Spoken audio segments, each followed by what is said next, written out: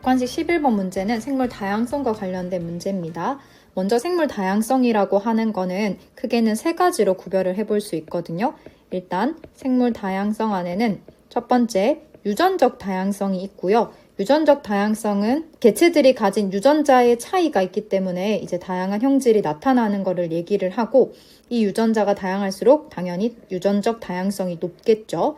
그리고 유전적 다양성이 높으면 높을수록 환경이 갑자기 변했을 때 전부 다 죽는 게 아니라 살아남는 것도 있고 살아남지 않는 친구들도 있기 때문에 환경에 적응을 잘한다고 얘기를 할 수 있습니다.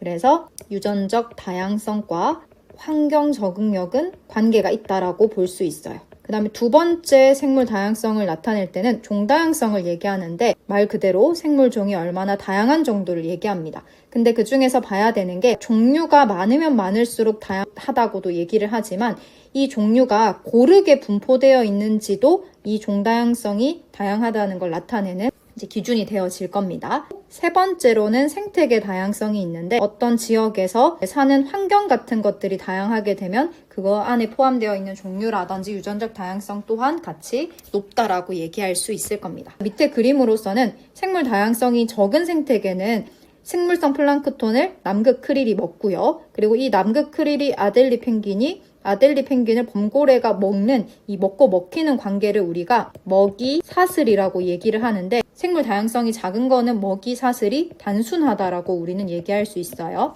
근데 생물 다양성이 큰 것들 보게 되면은 이 먹이 사슬이 얽히고 설키고 되어 있어서 이 먹이 그물처럼 나타나게 되는데, 이 먹이 그물이 엄청 복잡하게 나타나 있게 되어지겠죠.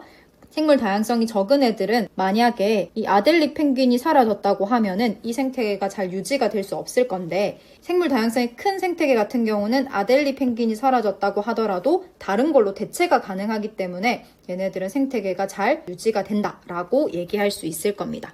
그래서 요거는 생태계가 평형하다 또는 안정하다, 요렇게 우리는 표현할 수 있어요. 요 이론을 가지고 문제로 돌아가면 생물 다양성에 대한 설명으로 옳은 거를 보기에서 고르라고 합니다. 생물 다양성이 크면 클수록 생태계가 안정하다는 거는 방금 설명했던 것처럼 맞는 말이 될 거고요. 이러한 다양성은 인간의 생활과는 크게 관계가 없다라고 하는데, 우리가 인간이 환경 오염을 시키거나 사는 서식지를 없애버리고 거기에 건물을 짓거나 하게 되면은 이러한 생태계가 파괴가 될 수 있잖아요. 그래서 관계가 없다는 거는 우리가 오답으로 고를 수가 있겠죠. 그리고 외래종이라고 하면은 토종이 아닌 이제 다른 곳에서 유입된 종을 얘기를 하게 되는데, 이 외래종이 많이 들어오게 되면 생물 다양성 유지에 바람직하다라고 얘기를 했는데, 이 외래종은 천적이 없기 때문에 원래부터 안정하게 유지되어 있던 먹이 사슬을 파괴시킬 수가 있거든요. 그래서 좋은 것들은 아니고요. 그 다음에 살고 있는 생물의 종류가 적으면 생태계 평형이 쉽게 깨질 수 있다라는 게, 아까 생물 다양성이 큰 거는 대체가 가능하지만 생물 다양성이 적은 건 대체할 수 없기 때문에 쉽게 평형이 깨질 수 있겠죠. 그래서 정답은 2번으로 골라주시면 되겠습니다. 생물 다양성과 평형에 대한 추가 문제로는 1번 문제를 선택을 했는데요. 자, 여기 설명에 보면 보르네오 섬에 일어난 사건에 대한 설명입니다. 1950년도에 인도의 어떤 섬에서 말라리아라고 하는 병을 일으키는 모기를 없애려고 다량의 DDT라고 하는 살충제를 뿌리게 됐답니다. 근데 결과로 따지면 우리가 원하는 목적인 모기의 수는 감소가 되었대요. 근데 문제가 그 모기를 먹은 바퀴벌레, 그리고 그 바퀴벌레를 먹은 도마뱀에서 운동신경에 문제가 생겼답니다. 그리고 이러한 도마뱀을 잡아먹은 고양이들은 이제 죽었다고 나와 있습니다.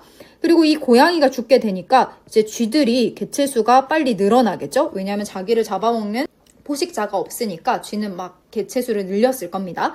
자, 그러다가 흑사병이라고 하는 병이 돌게 되면서 사람들이 결국에는 목숨을 잃게 되었다라는 내용이 있거든요. 근데 이 문제를 보게 되면 결국 먹고 먹히는 먹이 관계에서도 사람이 처음에 모기를 죽이려고 했지만 그 모기를 죽이게 하는 살충제가 결국 사람에게 영향을 미쳤다라는 거를 알 수 있는 설명이었습니다.